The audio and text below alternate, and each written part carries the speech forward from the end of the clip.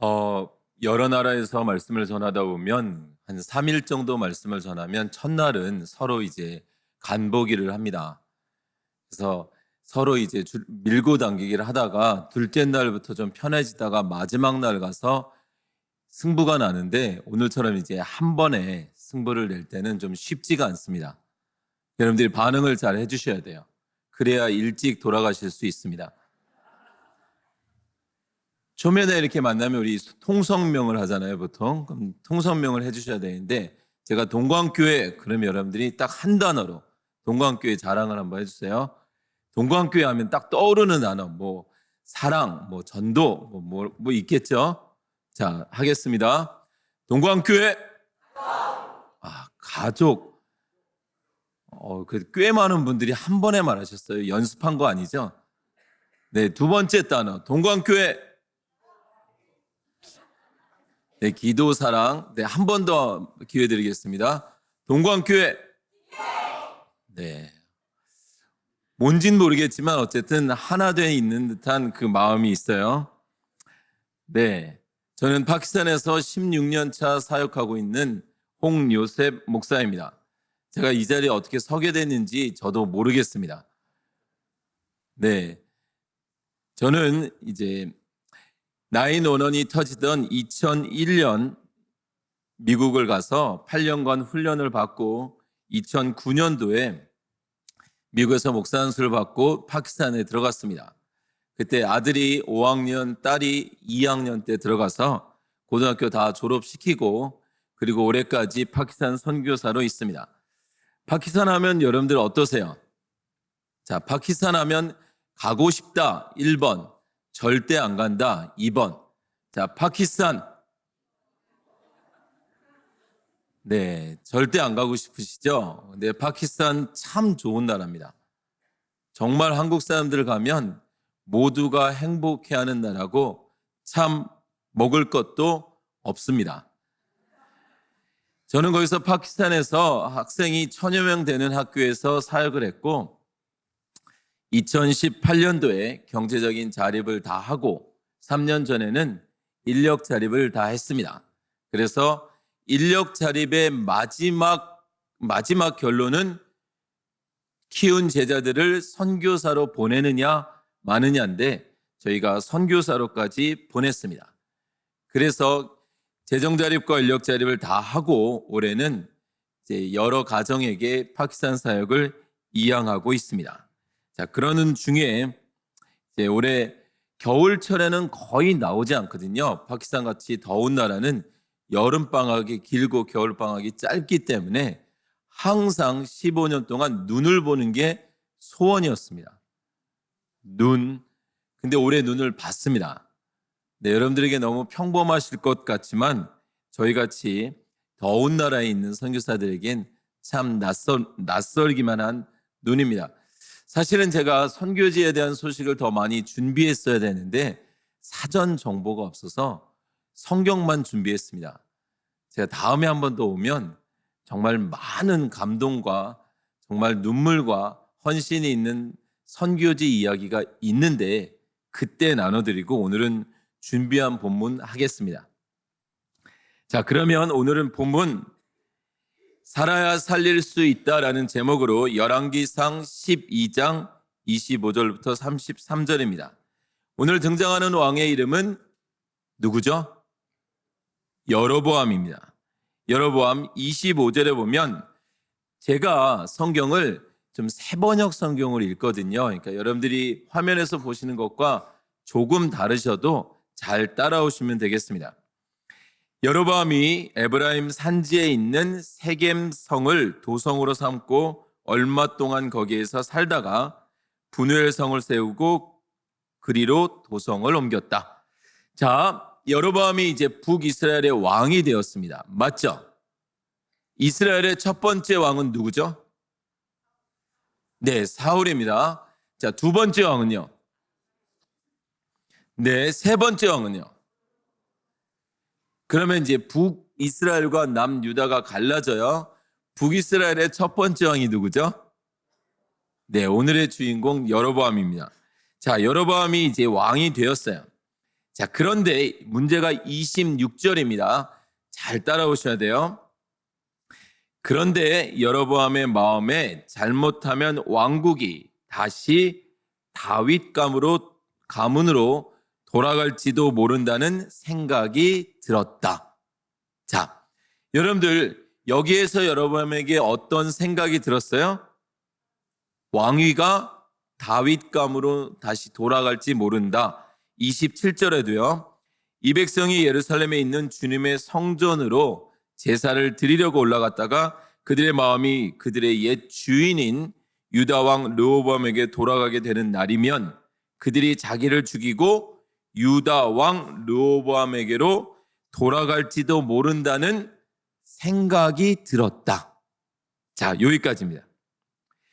여러분, 우리가 이 땅에 살다가 보면 우리가 여러 상황들을 겪고 당하게 됩니다. 그럴 때 주의해야 될 게 있는데 우리에게 드는 생각입니다. 우리가 인생을 살면서 제일 대화하지 말아야 될 사람이 누군지 아세요? 절대로 10분 이상 대화하지 말아야 될 사람. 네. 동광교회는 남편이라고 하시는 분이 없네요. 절대로 대화하지 말아야 될 사람은 자기 자신입니다. 여러분들이 어려운 일이 있거나 억울한 일이 있거나 분에 넘치는 일이 있을 때 절대로 자신과 대화하시면 안 돼요. 그러면 큰일 납니다. 지금 여로보암처럼 생각이 드는 거예요. 그런 생각이 들 때 생각 속으로 빠져들면 답이 없어요. 왜요? 내가 대화하는 내가 죄인이기 때문에 그렇습니다. 그럴 땐 빨리 빠져나오셔야 돼요. 말씀을 붙드시거나 기도하시거나 찬양하시거나 신앙을 상담하실 수 있는 자리로 가셔야 돼요. 우리 열왕기상 11장 37절에 보면 이렇게 기록되어 있어요. 바로 전장이죠. 여로보암아, 내가 너를 이스라엘의 왕으로 삼겠다. 너는 내가 원하는 모든 지역을 다스릴 것이다. 누가 말씀하셨냐면 하나님이 말씀하셨어요. 하나님이 여로보암에게 선지자를 통해서 하신 말씀입니다. 그런데 그 하나님의 말씀이 바로 전에 있었는데도 스스로 생각하는 거예요. 상황이 그렇게 되지 않았어요. 그런데 될 것을 염려하는 거예요. 죽어가고 있는 것입니다. 다시 12장 28절 보겠습니다.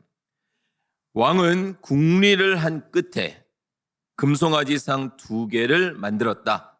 그리고는 백성에게 이렇게 말하였다. 예루살렘으로 올라가는 일은 너희에게는 너무 번거로운 일이다. 이스라엘 백성들아, 너희를 이집트에서 구해주신 신이 여기에 계신다. 왕이 어떻게 했다고요? 궁리를 한 끝에 곰곰이 생각해 보고 스스로에게 답을 찾은 것은 결론이 뭘까요?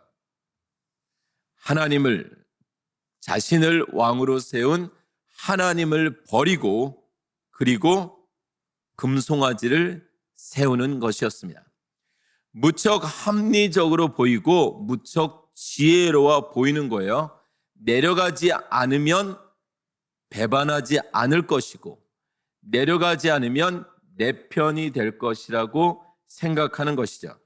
그래서 29절에 그는 금송아지 상 2개를 하나는 베델에 두고 다른 하나는 단에 두었다. 그런데 이 일은 이스라엘 안에서 죄가 되었다. 백성들은 저 멀리 단까지 가서 거기에 있는 한 송아지를 섬겼다. 이것이 우리가 가지고 있는 한계입니다. 여러분들, 동일한 상황 속에서 모두가 동일한 반응을 하는 것은 아닙니다. 우리에게 분명히 우리가 무엇을 해야 되는지 알려줄 지표는 있습니다. 그것은 바로 성경입니다. 저는 파키스탄에서 16년 차 사역하다가 하나님의 강권하심이 있어서 사역을 이양하는 중에 지난주 금요일 날 돌아왔는데 100일 만에 14개 나라를 가서 말씀 사역을 했어요. 한국 아니면 미국, 파키스탄 정도에만 있다가 여러 나라, 특별히 중동과 아프리카 지역을 다니면서 한국인에게도 또 여러 국적을 가진 다양한 사람들에게 말씀을 전할 기회가 있었습니다. 그러면서 공통적으로 발견한 한 가지가 있었는데, 많은 그리스도인들이 신앙을 성경에 기초하지 않고 있다는 것이었습니다. 많은 사람들이 말씀을 안다라고 말하고 하나님을 안다라고 말하고 예수님을 사랑한다라고 말하는데 상당수 그 내용이 그들의 관념 안에 있었습니다. 말씀을 가르치면서 전하면 듣는데 막상 동의를 하지 않는 거죠. 그래서 말씀을 펴고 구절을 찾으면 놀라는 거예요. 성경에 정말 이 말씀이 있구나 싶은 거죠. 여러분들은 어떠세요? 우리 동광교회 성도님들은 늘 말씀을 가까이 하시고 말씀대로 성경대로 신앙을 승리하고 계시는 게 맞죠? 네, 조금. 네. 여러분들 성경을 보면 제가 한번 봉독하겠습니다. 찾지 않으셔도 되겠는데 저는 성경을 꼭 이렇게 박스에 넣어 다닙니다. 왜 성경을 박스에 넣어 다니는지 아세요?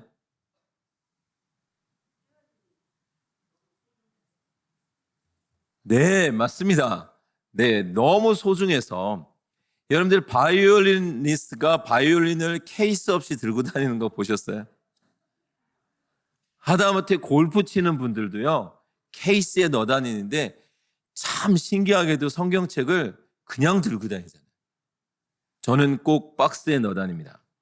자, 성경을 여러분들 읽어보시면 참 놀라운데 신명기 17장 18절에 보면 이런 말씀이 있어요. 왕위에 오른 사람은 레위 사람 제사장 앞에 보관되어 있는 이 율법책을 두루마리에 옮겨 적어. 여러분들 성경은 꼭 책으로 보시길 바랍니다. 스마트폰으로 성경을 보시지 마시고 꼭 책으로 보세요. 줄도 그으시고 눈물도 흘리시고 정말 여러분들의 손때가 많이 묻은 가장 소중한 책으로 만들어 보세요. 19절 평생 자기 옆에 두고 읽으면서 자기를 택하신 주 하나님 경외하기를 배우며 이 율법의 모든 말씀과 규례를 성심껏 어김없이 지켜야 합니다. 아멘. 성경 말씀을 그대로 읽었습니다. 왕이 될 자는 평생 자기 옆에 두고 읽으라고 합니다. 이어지는 구절에 그리하면 마음이 교만해져서 자기 결례를 업신여기는 일도 없고 그 계명을 떠나서 좌로나 우로나 치우치지도 않으면 그와 그의 자손이 오래도록 이스라엘의 왕위에 앉게 될 것이다. 아멘. 또 한 구절 더 볼게요. 여호수아서 1장 7절 8절 9절인데 오직 너는 크게 용기를 내어 나의 종 모세가 너에게 지시한 모든 율법을 다 지키고 오른쪽으로나 왼쪽으로나 치우치지 않도록 하여라. 그러면 내가 어디를 가든지 성공할 것이다. 이 율법책의 말씀을 늘 읽고 밤낮으로 그것을 공부하여 이 율법책에 씌어진 대로 모든 것을 성심껏 실천하여라. 신명기에는 평생 자기 옆에 두라고 합니다. 그리고 여호수아서에는 밤낮으로 주의 율법을 씌어진 대로 읽고 공부하고 지키라고 합니다. 여러분들 저는 한국에서 신학을 하고 미국에서 신대원을 하고 안수를 받고 이제 파키스탄으로 갔어요. 파키스탄으로 가면서 나름 제 안에는 자신감도 있었고 자부심도 있었어요. 이 정도 준비했으면 이제 많은 일을 할 수 있겠다 싶었어요. 그래서 말 그대로 가서 열심히 사역을 했어요. 2년 반 정도 되니까 학생들이 2배, 3배가 되기 시작을 했어요. 그래서 정말 겉모양으로는 너무 잘 사역이 됐어요. 그런데 제가 죽어나가더라고요. 몸으로 죽어나가는 게 아니라 마음으로 죽어나가더라고요. 첫사랑을 가지고 정말 눈에 넣어도 안 아플 영혼들을 향해서 가서 매일매일 뛰고 달렸는데 외적으로는 아무 문제가 없는데 마음이 힘들어지기 시작했습니다. 성실하지 않은 면 또는 게으른 면 또는 부정직한 면면들을 보면서 쉽지 않은 시간을 보내다 이제는 눈을 뜨면 학교에 가고 싶은 마음보다는 어떻게 하면 핑계를 대고 하루를 더 제껴볼까라는 마음이 들기 시작하는 거예요. 죽어가는 거죠. 제가 죽어가니 다른 사람을 살릴 수 있을까요? 살릴 수 없습니다. 여러분들 우리가 꼭 기억하셔야 됩니다. 여러분들이 살아계셔야 살릴 수 있습니다. 몸으로만 사는 것이 아니라 여러분들의 영이 살아있어야 살릴 수 있습니다. 저도 이제 50이 넘으니 주변에서 여러 병으로 고생하는 분들의 소식을 듣는데 특별히 이제 뇌경색이나 뇌졸중이나 이런 병의 전조 증상을 주의 깊게 듣습니다. 여러분들도 알고 계실 텐데 영적인 뇌졸중이나 전조 증상이 있는 것을 아시죠? 감사와 기쁨과 찬양보다는 불평과 원망과 그리고 미움이 내 안에서 싹트기 시작합니다. 죽어가고 있는 것입니다. 죽어가고 있는 저를 보면서 결단을 해야 됐어요. 여로보암처럼 그 상황을 곱씹고 곱씹으면서 일을 갈 것인지 아니면 선교사의 이름을 내려놓고 귀국을 하든지 아니면 인풋을 늘려서 살아나든지. 밥 먹지 않으면 힘이 있으세요, 없어요? 그러면 살려면 어떻게 해야 돼요?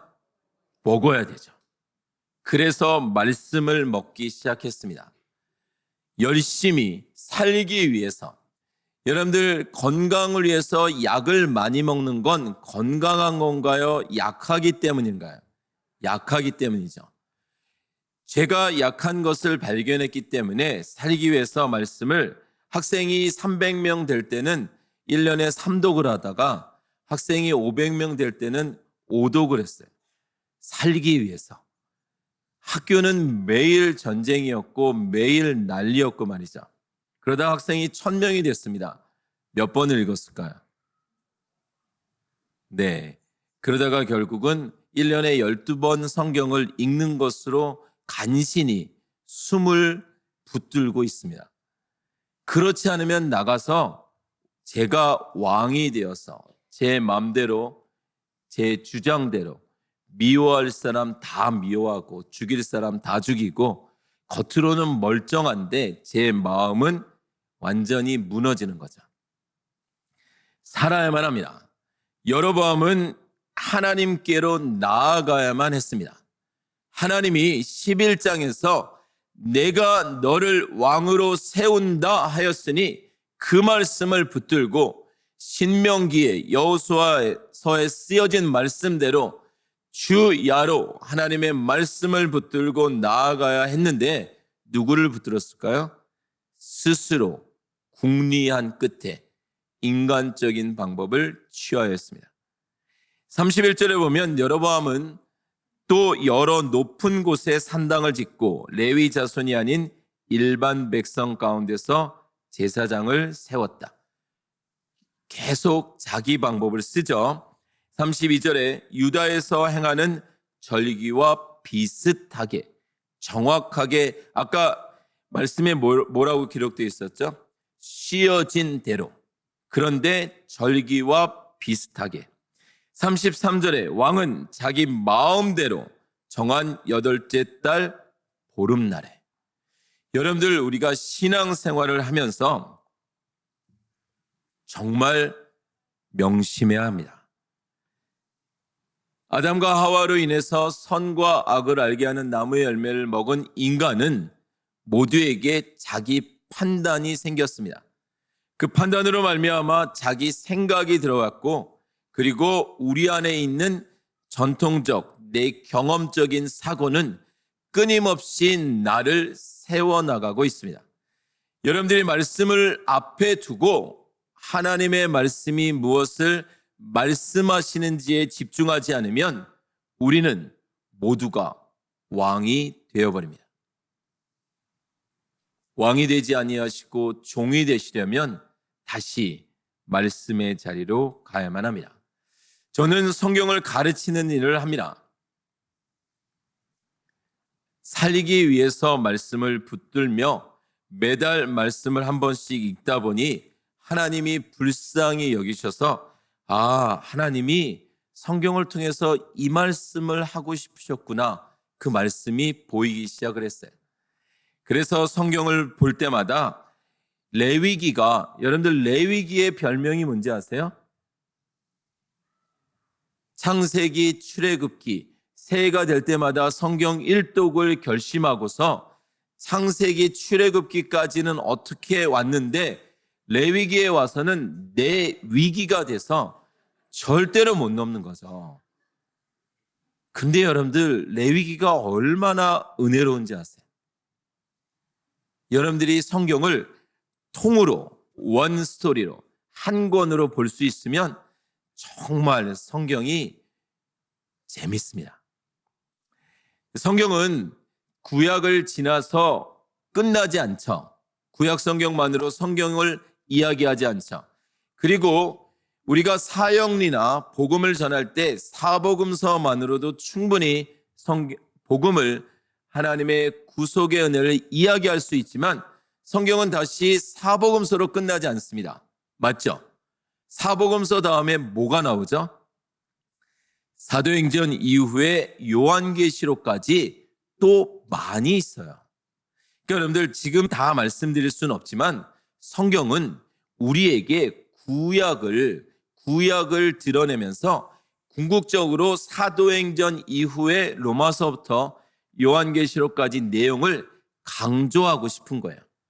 근데 구약이 없으면 그 신약의 내용이 우리 안에 다가오지를 않아요. 그래서 창세기부터 계시록까지 계속 반복해서 읽으시면서 그 절대적인 필요성을 발견하는 것인데, 이제부터는 제가 성경을 빠른 속도로 봉독하겠습니다. 잘 들어보시는데 주무시면 안 돼요. 네, 끝까지 잘 들으셔야 됩니다. 신약 성경에서 이렇게 말하고 있어요. 여러분들이 혹시 안 보셨을지 모르겠지만 분명히 있습니다. 유다서 1장 3절, 사랑하는 여러분, 나는 여러분에게 우리가 함께 가진 구원에 관해서 편지를 써보내려고 여러 가지로 애쓰고 있었습니다. 그러던 참에 나는 이제 여러분에게 성도들이 단번에 받은 그 믿음을 지키기 위하여 싸우라고 권면한 편지를 쓰려고 합니다. 성도들이 단번에 받은 그 믿음을 지키기 위하여 싸우라는 것입니다. 여러분들, 신앙은 전쟁입니다. 여러분들, 결혼이 쉬우세요? 결혼 생활이 쉬우세요? 목사님이 요즘 결혼하기가 얼마나 힘든데요. 그런 말 하시지만 결혼 생활이 어렵죠. 신앙생활, 주님의 자녀가 되는 게 더 쉬우셨어요? 아니면 자녀답게 사시는 게 더 쉬우세요? 여러분들, 신앙은 지키는 것입니다.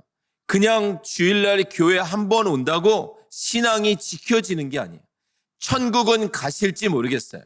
그거는 하나님만 아시는 것이지만 그리스도인답게 살기 위해서는 믿음을 지키기 위한 싸움을 싸워야만 합니다. 성경은 계속 말합니다. 로마서 12장 1절 2절, 형제자매 여러분, 그러므로 나는 하나님의 자비하심을 힘입어 여러분에게 권합니다. 여러분의 몸을 하나님께서 기뻐하실 거룩한 산 제물로 드리십시오. 이것이 여러분이 드릴 합당한 예배입니다. 여러분은 이 시대의 풍조를 본받지 말고, 신앙생활에 제일 어려운 게 뭔지 아세요? 요즘은 이란 말이에요. 요즘은. 아닙니다. 성경은 이 시대의 풍조를 본받지 말고 마음을 새롭게 함으로 변화를 받아서 하나님의 선하시고 기뻐하시고 완전하신 뜻이 무엇인지 분별하도록 하십시오. 아멘. 여러분들 꼭 성경을 창세기부터 계시록까지 쭉 가셔야 돼요. 시편만 읽으셔서는 안 되고 사복음서만으로도 안 돼요. 꼭 성경을 다 읽으세요. 고린도전서 15장 33절 34절 속지 마십시오. 나쁜 동무가 좋은 습성을 망칩니다. 똑바로 정신을 차리고 죄를 짓지 마십시오. 에베소서 4장 1절 그러므로 주님 안에서 갇힌 몸이 된 내가 여러분에게 권합니다. 여러분은 부르심을 받았으니 그 부르심에 합당하게 생활하십시오. 여러분들 성경은 이렇게 말하고 있습니다. 선포하고 있습니다. 에베소 4장 27절 악마에게 틈을 주지 마십시오. 에베소 6장 10절 끝으로 말합니다. 여러분은 주님 안에서 그분의 힘찬 능력으로 굳세게 되십시오. 빌립보서 1장 27절 여러분은 오로지 그리스도의 복음에 합당하게 생활하십시오. 여러분들 아내가 아내답고 남편이 남편답고 부모가 부모답고 자녀가 자녀답듯이 완전하신 하나님 앞에 설 때 그리스도인이 그리스도인다워야만 합니다. 나라가 어렵고 세상이 어렵습니다. 여러 나라를 다니면서 물가가 기본 3배에서 5배가 올랐어요. 어느 한 나라 전쟁과 기근과 난민과 지진이 없이 평온한 곳이 없어요. 그 평온하면 여전히 다투고 분쟁하고 시기하고 정신을 똑바로 차려야 합니다. 우리 젊은이들 시대를 분별하셔야만 합니다. 쫓아가시면 안 돼요. 다 그러니 우리도 나도 그런다 해서는 절대로 안 돼요. 정신 차려야만 합니다. 시대를 분별할 수 있는 말씀의 힘을 가져야만 합니다. 디모데전서 6장 11절 하나님의 사람이여 그대는 이 악한 것들을 피하십시오. 의와 경건과 믿음과 사랑과 인내를 쫓으십시오. 인내와 온유를 쫓으십시오. 믿음의 선한 싸움을 싸우십시오. 생각하시는 대로 살면 안 됩니다. 감정이 끌려가는 대로 가셔서도 안 됩니다. 마음을 지키셔야만 합니다. 히브리서 12장 4절 여러분은 죄와 맞서서 싸우지만 아직 피를 흘리기까지 대항한 일은 없습니다. 베드로전서 5장 7절에서 8절 여러분의 걱정을 모두 하나님께 맡기십시오. 하나님께서는 여러분을 돌보시고 계십니다. 정신을 차리고 깨어 있으십시오. 여러분의 원수 악마가 우는 사자같이 삼킬 자를 찾아 두루 다닙니다. 깨어 있으셔야만 합니다. 살아 있으셔야만 합니다. 말씀이 생명되어야만 합니다. 그래야만 살릴 수 있습니다. 성경은 예수 그리스도를 기억하라 하고 깊이 생각하라 하고 그 예수 그리스도를 바라보라고 합니다. 빌립보서 2장 16절 생명의 말씀을 굳게 잡으십시오. 골로새서 3장 16절 그리스도의 말씀이 여러분 가운데 풍성히 살아있게 하십시오. 디모데전서 4장 13절 내가 갈 때까지 성경을 읽는 일과 권면하는 일과 가르치는 일에 전념하십시오.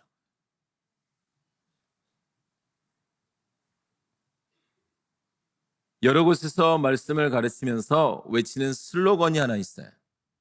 그 슬로건은 성경을 읽자라고 하면 항상 다음에라고 하기 때문에 아까 신명기와 여호수아 말씀을 합해서 매일 첫 시간 평생 말씀을 읽자 이렇게 합니다. 슬로건은 뭐냐면 안 읽으면 안 먹겠다 이거예요. 아침에 눈을 떠서 내가 성경 말씀을 안 읽으면 아침밥을 안 먹겠다. 아니 이거를 또 다이어트에 선용하시면 안 되고요. 안 먹겠다가 안 차리겠다는 아닙니다. 그러니까 차려주실 건 차려주시고요. 안 먹겠다. 그래서 한번 여러분들 결심을 해보세요. 내가 영으로 살아야 내가 살고 내 주변을 살릴 수 있음을. 그래서 정말 아침에 눈을 뜨시면 안 읽으면 안 먹겠다를 외치시며 말씀의 자리로 가보세요. 말씀이 내 안을 살릴 수가 있습니다. 그래서 마지막으로 읽어드릴 말씀인데 에스겔서 37장입니다. 마른 뼈가 가득한 그 골짜기에서 에스겔이 대언하는 장면입니다. 주님께서 권능으로 나를 사로잡으셨다. 주님의 영이 나를 데리고 나가서 골짜기의 한가운데 나를 내려놓으셨다. 그런데 그곳에는 뼈들이 가득히 있었다. 여러분들 정말 살아나셔야만 합니다. 살아 계셔야만 합니다.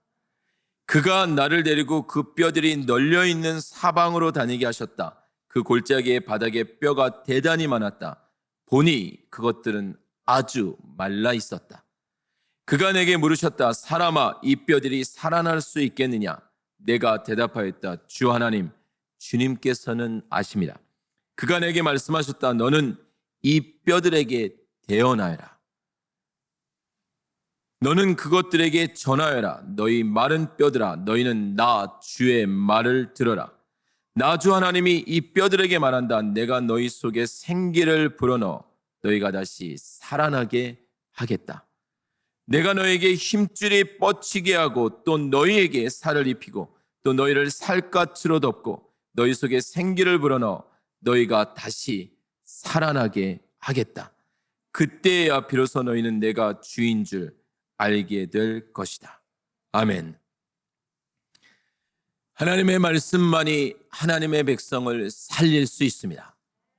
선교지에서도 한국에서도 여러 나라에서도 절대로 많은 것을 가지고 있기에 절대로 더 젊기 때문에 절대로 더 건강하기 때문에 살아있는 것이 아님을 발견합니다. 비록 세상에서 볼 때는 연약하고 실패하고 나이가 들고 병들고 그리고 강건하지 못해도 생명의 말씀이 우리 안에 있을 때 우리는 살아날 수 있음을 봅니다. 우리가 영으로 살아있어야만 생명을 살릴 수 있습니다. 하나님의 말씀을 품고 말로만이 아닌 믿음의 삶을 살아내야만 합니다. 전쟁입니다. 믿음의 싸움입니다. 그저 주일 한번 교회 와서 예배 드리는 것으로 살아있다고 할 수 없습니다. 매일 말씀으로 시작해서 그 말씀을 품고 몸만이 아닌 영이 살아있어야만 합니다. 그저 내 생각에 묶여서 여로보암처럼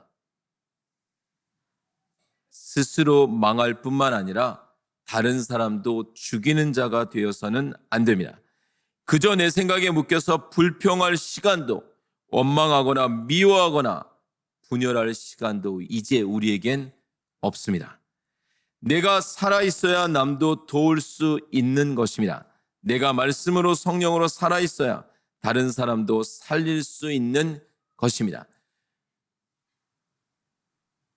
선교지에서 선교사는 살리기 위해 있는 것인데 죽어 있으면 죽일 수밖에 없습니다. 그리스도인은 살리는 자가 되어야만 합니다. 그러기 위해선 우리가 말씀으로 살아있어야만 합니다.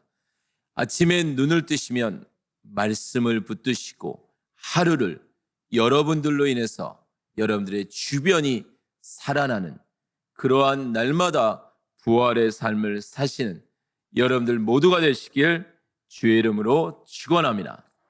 기도하겠습니다. 좋으신 하나님 아버지 감사합니다. 귀한 교회, 귀한 성도들 날마다 주의 말씀으로 살아나고 있는 줄 믿습니다. 세상이 어렵고 나라가 어렵고 정신을 바짝 차리지 않으면 시대에 휩쓸려 갈 수밖에 없습니다.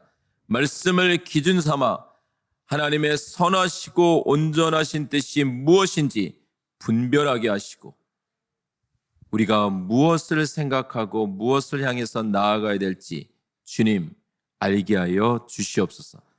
하나님이 우리에게 무엇을 원하시는지 깨닫게 하여 주시옵소서. 감사드립니다. 예수님 이름으로 기도합니다. 아멘.